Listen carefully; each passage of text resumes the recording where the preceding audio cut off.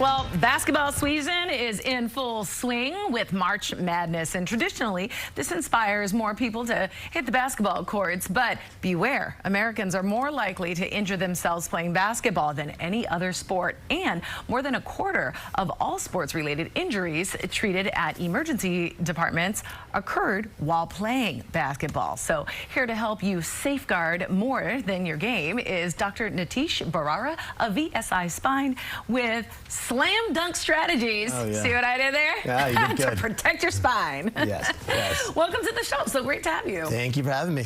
Now, Dr. Niteesh, you actually play basketball, so you know firsthand what's really going on out there on the court. I do, yeah. Yeah, I mean, I play in the league. I play, twice a week.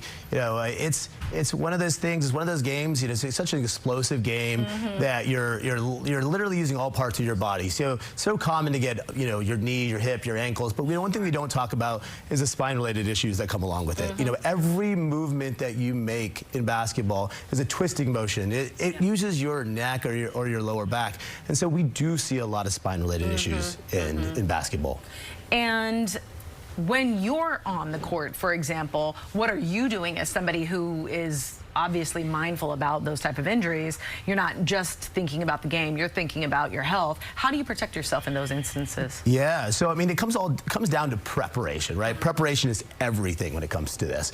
And growing up, I remember playing, and the first thing your coach would tell you is, hey, we need to warm up, right? We need to stretch, And I remember thinking, why are we stretching? But as you get older, you start realizing that first 20 minutes of stretching, from active stretching to, static stretching to active stretching, not just kind of bending down, touching your toes, and go for a run, and then you're ready to go. Right. You really get warmed up before you start playing. The other thing is you want to hydrate. You want to make sure that you hydrate. We love to go out there. We're super competitive. You're sweating like crazy, but you're not hydrating. And the more dehydrated you get, the more prone you are to injury. Yeah.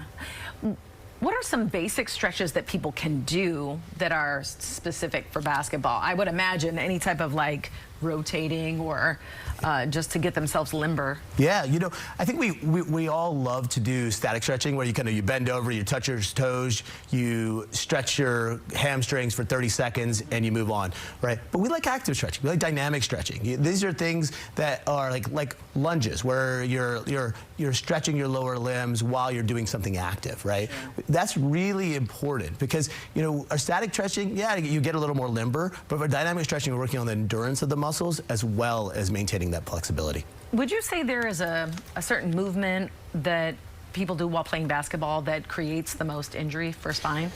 Well, you have to protect your body, right? In basketball, it's like we mentioned, it's explosive, right? You're pivoting one way to the other side.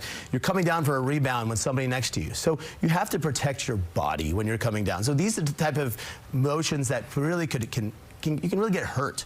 Yeah. Also maintain posture. One of the things that we always do, we like to bend over. We're tired at the end, so you like to bend over. You're huffing and puffing. That you're no longer protecting your spine. You're no longer protecting your core. So activating your core when you're playing is extremely important. And I know that when you are protecting your core, activating your core, a lot of breath work goes into that as well. Is there anything that people can do off the court to prepare themselves for those instances so that they can fully engage their core while they're...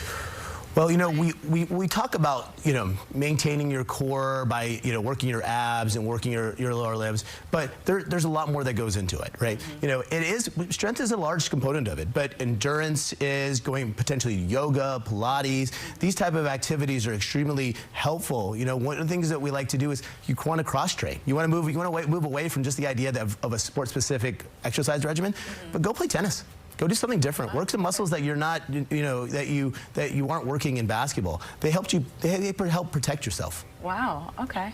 And if somebody thinks that maybe they have an injury, but they're not sure, they're still functional, they can, I'm fine, I can still go to work today. What is your advice to somebody like that just hates to go to the doctor? Because we'll be honest with you, I think this happens with men probably more than women. Oh my God, it absolutely happens. And I have patients that come in. It's now 3 weeks later. They're miserable. They can barely walk. And yet, like, why did you wait so long, Why right? would you try to tough it out? You just want to tough it out, right? I use the 48-hour rule. If you aren't feeling better in 48 hours, okay, you should probably get seen. And we especially see that in spine-related issues. If you're having nerve pain, go get seen. Make sure that you are okay. The last thing you want to do is just kind of push through it, and then have a much bigger issue. Something that you can't treat non-surgically. Something that we can't get you back on the court in a week. Most of the treatments that I do, we can get you back on the court within a couple weeks. Yeah. What would you say is a easily identified symptom of nerve damage? Yeah, so maybe not nerve damage, but nerve pain. Yeah, so if you feel sciatica, like shooting pains down your leg or shooting pains down your arm, these are concerning, right? Okay. If you start feeling weak in an area, that's very concerning. Pins and needles is another common sign a sign of a nerve-related issue. Okay. So then get in touch with you right away. Please. I mean, I think earlier you come and see me, the faster that we can get you back playing. Okay, wonderful. And how does our audience do that? Well, so I work at VSI, and you can find me at vsispine.com. Okay, wonderful. Well, thank you so much for joining us today, and happy March Madness. Thank you. Good luck with your brackets. Appreciate it.